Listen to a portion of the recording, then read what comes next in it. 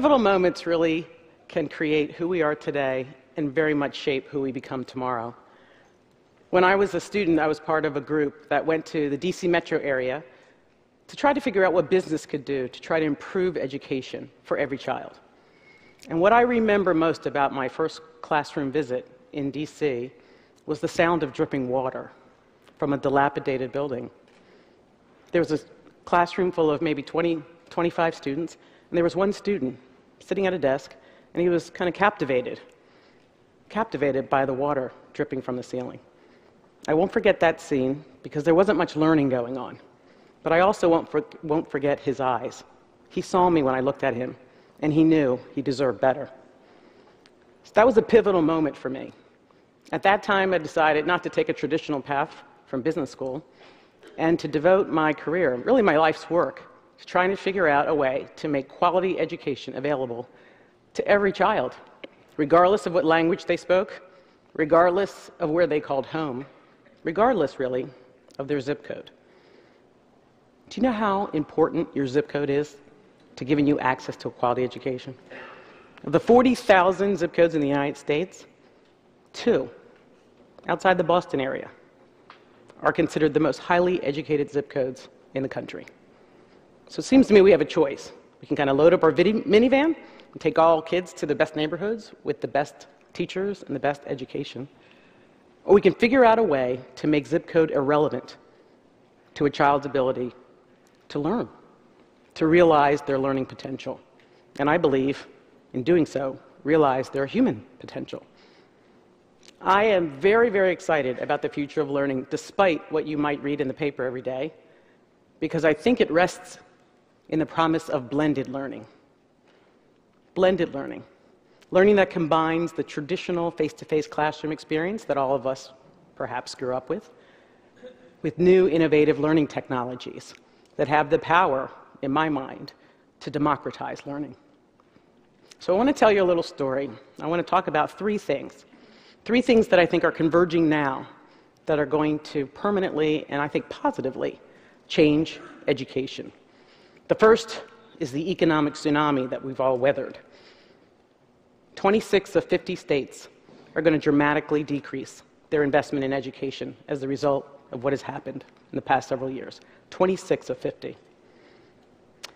And as a result, schools are being forced to do more with less, while classroom sizes get larger and while the learning readiness of the students in that classroom continues to get broader and broader and broader. Broader socioeconomic, broader cultural, broader language skills. So what is a teacher to do? I want to tell you a really encouraging story about a teacher. Her name is Wendy Funk. She's a teacher in California.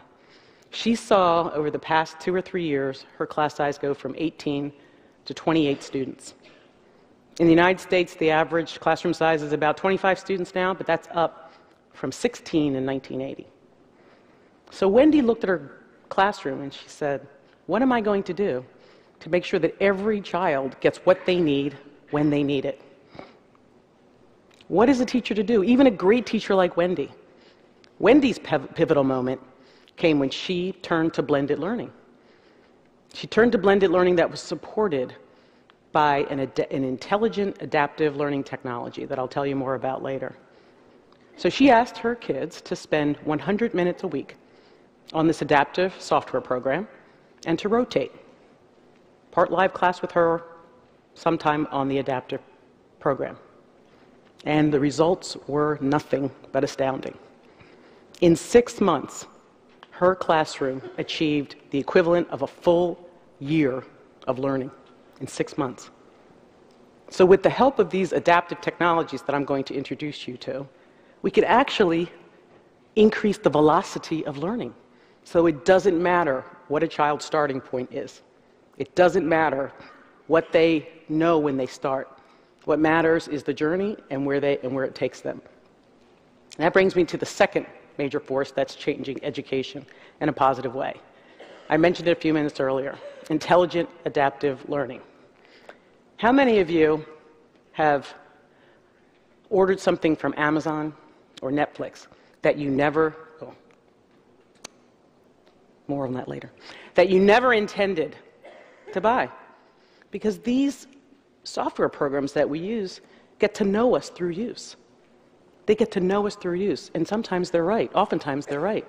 Well, we've brought that kind of capability to learning so that these adaptive technologies learn the learner as the learner learns. Sounds funny, but it's true. They actually learn the learner as the learner learns so that they can help determine what next lesson, what next learning experience a child should have based on what they demonstrate they know and what they don't know. So let me share with you an example that might help. Behind me you'll see a virtual manipulative, a learning tool. This is designed to allow students to explore a lot of different ways to solve problems. But what is happening in the background, what's happening under the hood, is that the adaptive engine is collecting a lot of information as the student plays what the student thinks is a game. In fact, this engine will collect about 50,000 data points per student per hour. Did they hesitate when they picked up the mouse? Did they get the right answer immediately? All of those data points go into what lesson or what learning experience that child receives next. So let's say we have a classroom. And in that classroom we have two students. One's very advanced and one is struggling. And the adaptive engine asks the two students to build the number 48. The first student says, well, I know how to do that. I'm going to take 4 groups of 10 and 1 group of 8, and I get my number, 48. Doesn't hesitate, doesn't ask for help, is confident. The second student says, I'm not quite sure, but I do know my ones, and I'm going to push over individually, 48 ones. Well, in a multiple choice environment, both students are correct, right? They both got the right answer. But you can see that each of those students demonstrated that they had a different level of understanding of mathematics. And therefore, where they should progress to next shouldn't be the same. It should be different. Well, with the help of blended learning solutions, like intelligent adaptive technologies, students are actually put in the driver's seat so that they can literally help architect their own learning path. So that that first student might be sent to a subtraction lesson and be asked to build the number 48 starting from 100. Whereas the second student who was struggling might get a lesson in 5s and 10s so that that student can have a better opportunity to master what they weren't able to demonstrate that they mastered before. But the most important thing here is that both students get what they need when they need it. Both students are engaged, they feel successful, they're not stigmatized, they're not embarrassed. Both students are supported in an environment that is highly personalized to their own unique learning needs. This is the promise of intelligent adaptive learning. It'll never replace great teachers, but it can support great teaching as those classrooms explode. That brings me to the third force that is shaping the future of learning. My husband and I were in an electronics store recently, trying to buy a flat screen TV, probably for the Super Bowl. And we went in there and there was a little girl, maybe 3 or 4 years old, with her father.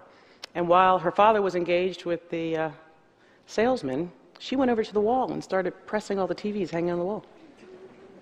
So she wasn't really satisfied, she went to the next one. Wasn't really satisfied, went to the next one. She turned around and said, Daddy, we can't buy our TV here. They're all broken. Grace is part of a new generation of learners. She's used to having immediate responsiveness at her own personal touch. She feels in command of her environment with her touch. And most kids don't have the opportunity to experience blended learning in their classroom. And we have to inspire Grace to new levels of creativity because the world that she's going to inherit, the jobs and industries that she's going to encounter might not even exist yet.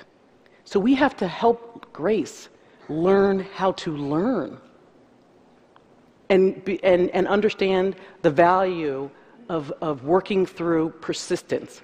And in this environment that I was explaining to you, getting the wrong answer doesn't mean failure. It's just the first step to a deeper understanding of subject matter. So when I think about my career, and I think about 20 years ago in DC, I oftentimes think about that classroom. I think about that child whose eyes I met. I think about the desk he was sitting in, and I think about that drip. And I think about how many other students in classrooms across the United States are uninspired and perhaps overlooked. But don't be discouraged. Be determined, because that drip doesn't have to be a ticking clock. That drip can just be a cause of motivation for all of us to make sure that regardless of zip code, that we can bring these blending technologies to every child and help to unlock the learning potential of every child. Because you know what, when you think about it, these are our future leaders. These are our future innovators, our future doers. These kids are our future. So I want to leave you with a quote from a famous anthropologist, Margaret Mead. It guides me in my work. She said, "If children do not learn the way we teach, we must teach the way they learn." Thank you.